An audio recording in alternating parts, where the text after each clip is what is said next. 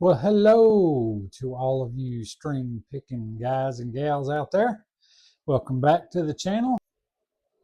You've probably noticed that this doesn't say part 3 of the whole Cataxin build, but the problem is that I'm running into like a big bunch of snow outside. Extremely cold weather makes it hard to do clear coat stuff, and I'm not spray painting that stuff inside my house.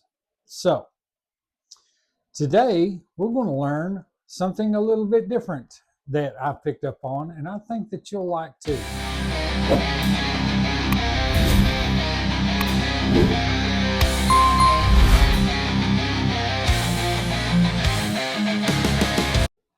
As you well know, this is my Basui double neck guitar, 5-string bass, fretless on one side, 7-string on the other. I call this guitar Crip. Basically because I shared a story, I think in part 2 of the Basui in my playlist. Go over to my playlist, check that out, like, subscribe, do all that stuff. We'll get that out of the way right off the bat. So anyway, I didn't like the headstock because they were so plain. I thought that, they needed some lettering up here or something other. So today I'm going to try something that I have seen on YouTube. I don't know if it's going to work or not, but we're going to try it on this guitar. We're going to make a label to go on the bass side and on this side. And we are going to give the headstocks here a new look. We're also going to do that with the Cataxin build. However, we're in the middle of clear coating on that guitar, so we're just going to hold it off until all of that's, So let me get you set up here, and so you can see what I'm seeing, and I can walk you through the process, and maybe you can do this to a guitar kit that you have that you built that has no logo on it. These I have printed out straight from my printer, and I'm going to show you why just doing that with a little bit of Scotch tape will fix the problem with these bare looking headstocks. Stay tuned. Okay, here's a look at the tools you're going to need. You're just going to need your tape. I use the Scotch heavy duty brand. Maybe should have went a little bit thinner, but it's thin enough, I do believe. And then of course your scissors, and then you're going to do a little bowl of lukewarm water. Now what I've done is I have printed off a logo on my printer, and if you have been watching my videos, you'll recognize this logo. It's something that I made online, and it's sort of the staple of this little studio that I've got. So without further ado,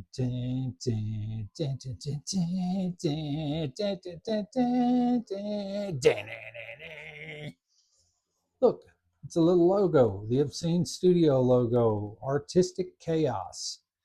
I made this on a website. There are websites you can do free logo makers for YouTube and stuff. And basically I just printed it off and shrunk it down and printed it off on this page, and I printed off the names on this page. I am actually going to make another copy of this, so I need 2 this size. This one's just a tad bit smaller. This one is for treble, which is what I'm calling the Cataxin guitar build, because it ain't been nothing but treble since I've started it. So that's going to be the name of that guitar, and the double neck's name is going to be Crip. So I'm going to do another copy of this, and then we're going to do the process to show you exactly how this is done. Okay, first thing that we're going to do is we're going to tape off. We're going to need 2 of the Crip name, and we're going to need 2 of the logo. So I've copied one off here. And I'm just going to take a piece of tape. I'm going to lay it flat over. Make sure there are no wrinkles or anything like that in it. Just a piece of tape there. It's also important not to cover it up with the tape that has, like where I've got the end of the tape, there'll be a fingerprint there, and you don't want that there. So what goes over the words needs to be clear, needs to be flat, wrinkle free. Okay. And then we need one more piece of tape for this logo. So there we go. All right. So the next thing that we do is, and what I like to do is, or what I've seen done, which happens to be a good idea, but you're going to take like something hard. This right here, I'm just going to use the corner of my scissors here, and we are going to just go over this, and we're going to rub that real good, because what we want to do is stick that ink and everything that we want on that guitar to the tape, to the glue side of the tape. So we want to do this and get all of this smoothed out and stuck to the back side of the tape. Okay, as for the next step, once you get those pressed and smoothed out pretty good, this will be okay. That little black, as long as it's not close to the lettering, it'll be just fine. Then we're going to cut out our logos. There's one. Let me get the other one down here.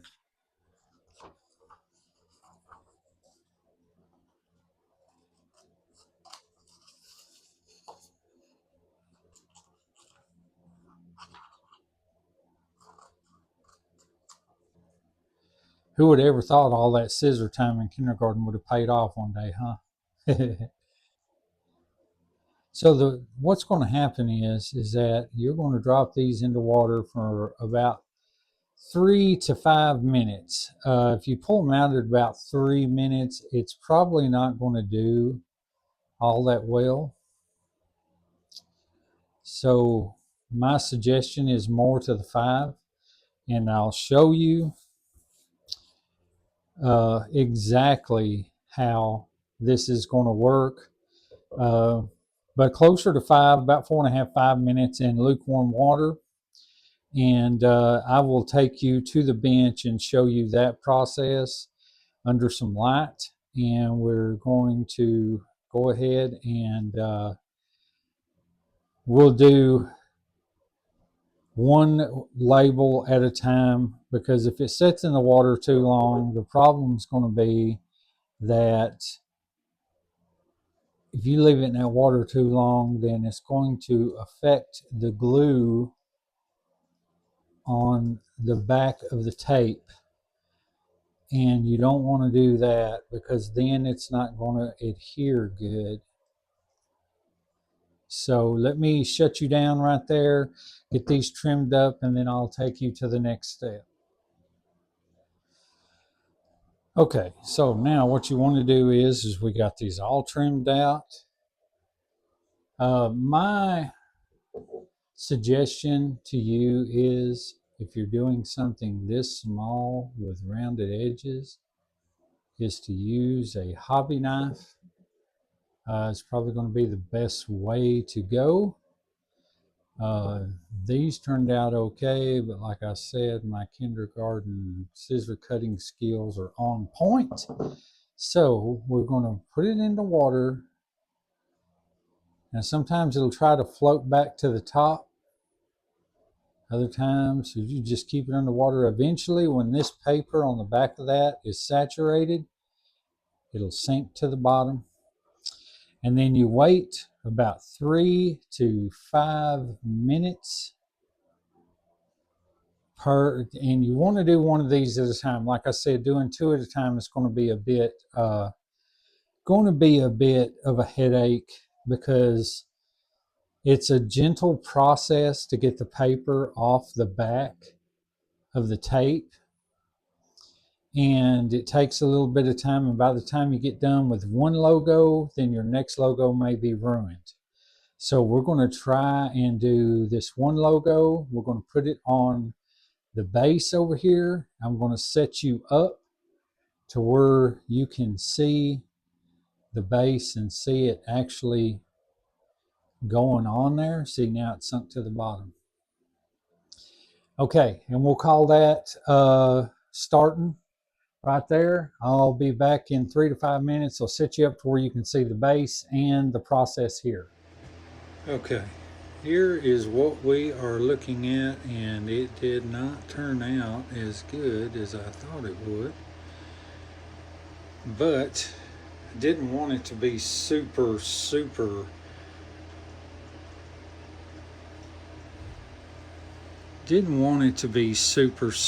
dark anyway. I just wanted something that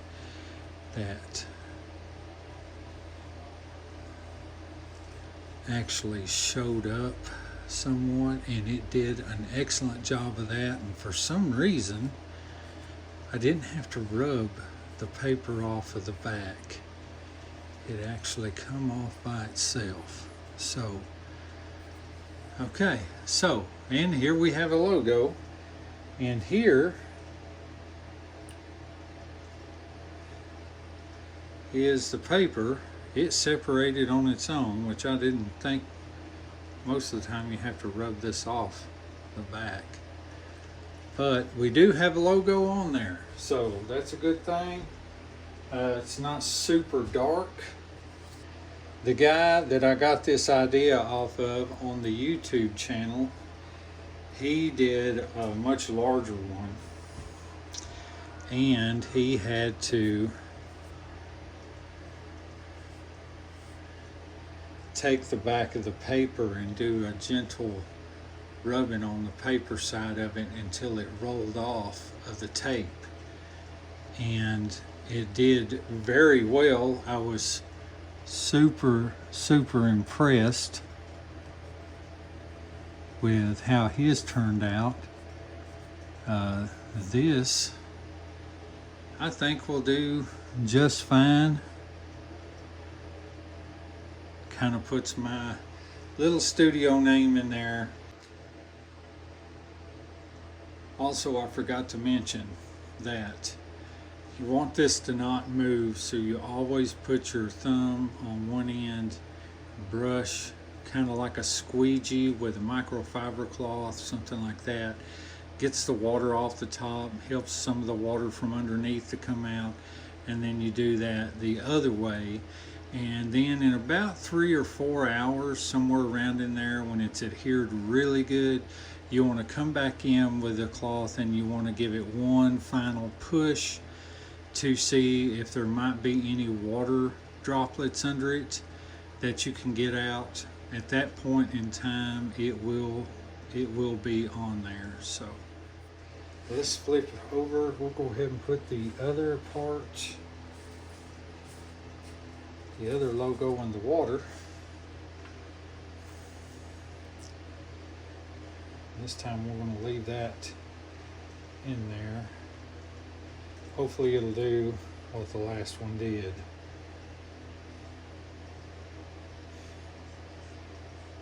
I didn't really like the font. May change that and do a different style font, because I would love to do something right through here as opposed to right up and under the logo. So let's flip this guitar over and then we'll go at it from the other side and see if we can't get that other label to stick.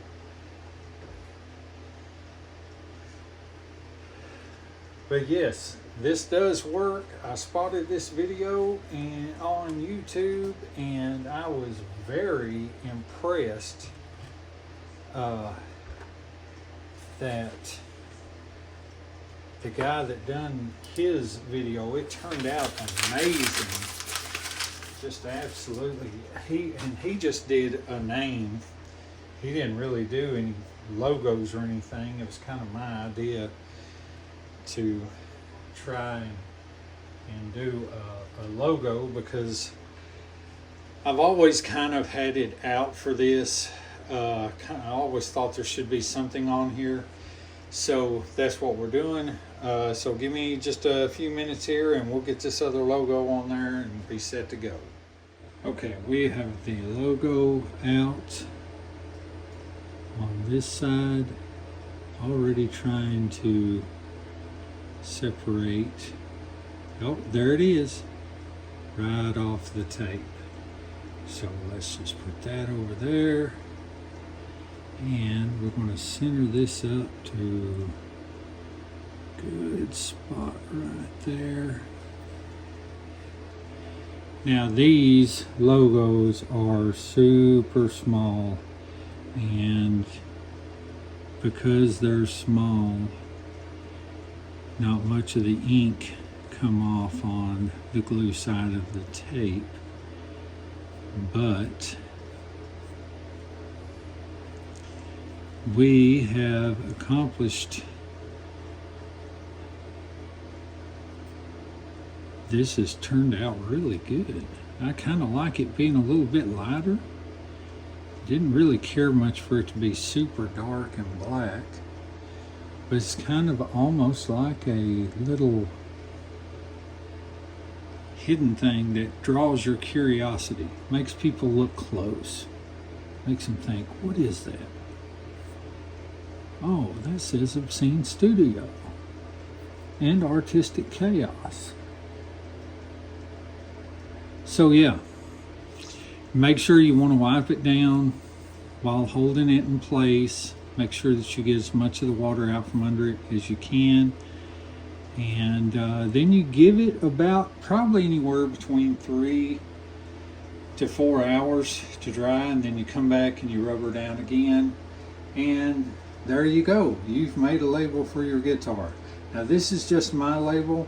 You can do a whole lot better labels than this, depending on the size. I thought about doing this a lot bigger and putting it down here, but I thought at the very tip, since it was rounded, it would fit there perfect on both sides.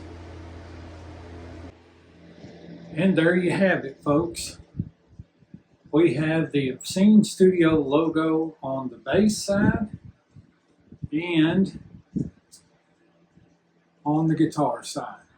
You can't ask for much better than that.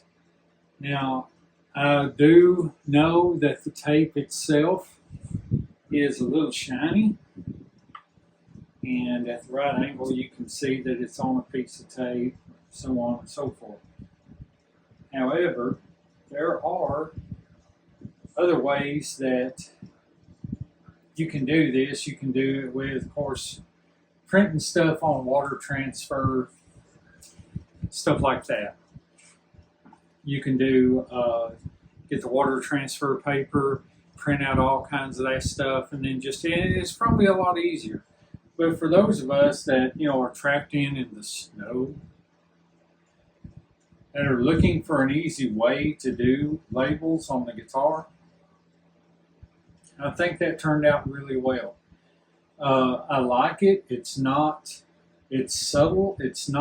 It doesn't blast into your face. And I think it's going to look really good when I do some, maybe a curved font and under it that says Crip or The Crip on it. Of course, most of you know the reason why I call it Crip if you've been watching the channel, but those of you who don't, this guitar fell out of that cheap stand and hit the floor, and when it hit the floor, the bass neck flexed and come out of the neck pocket. So I had to re-glue, put all that. It was like a shocking moment. I had to re-sand, re-glue, put all of that back, clamp it down for a day and a half or so, and it worked out just fine. It's playable. Did not hurt it in any way. So that's why I call it the crib. So anyway, hope this video will tide you guys over while I'm waiting for warmer temperatures to finish up the clear coat on Trouble, which is my Cataxin build. I will have part 3 coming out soon. I did have 1 or 2 pieces of that already filmed, and then we got this big huge bunch of snow dumped on us and cold temperatures, and it's just not ideal to be doing clear coat and spraying that stuff on outside when it's 18 to 20 degrees out there. So I appreciate you guys stopping in. If you like this video, hit the like button, subscribe, follow if you want to.